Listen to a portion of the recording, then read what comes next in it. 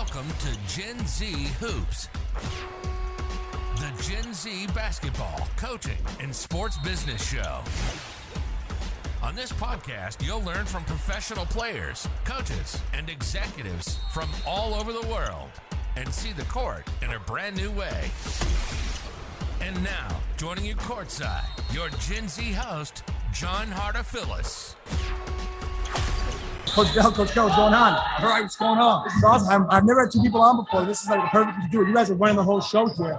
But, I mean, what's kind of been the process of making this whole week happen? Well, I think the process has been trying to get kids to actually want to come to camp. Once we got past that hurdle, I think the next was parents wanting to keep them out of the house. So, I mean, it's the good and it's the bad.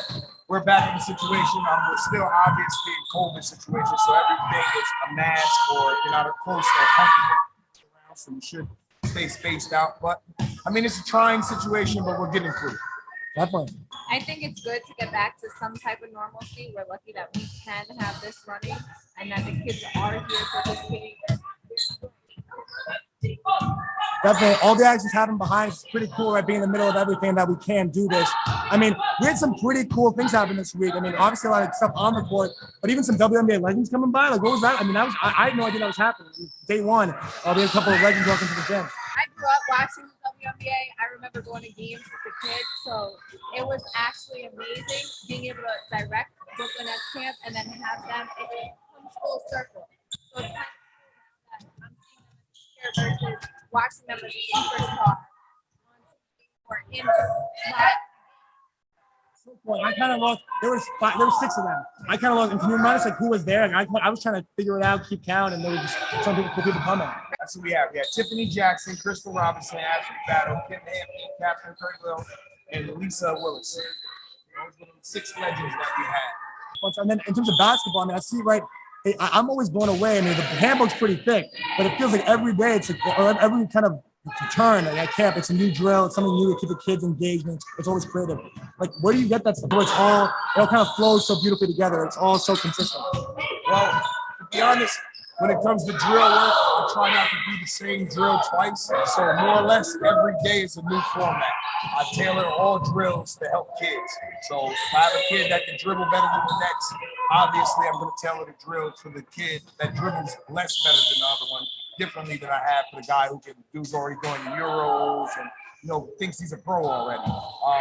I personally don't like to do the same drill twice. I think that's not you working. That's you just putting a generic brand stamp on something and then you're trying to pass it off as somebody else's. I like to really get involved with it. I like to be with it, but also get involved. So every day is a learning process and every day is a teaching process for me.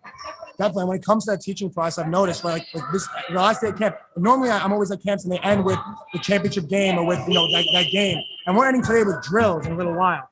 Like, what's that emphasis on making sure the kids go home with the last thing in their mind being, this is how I get better?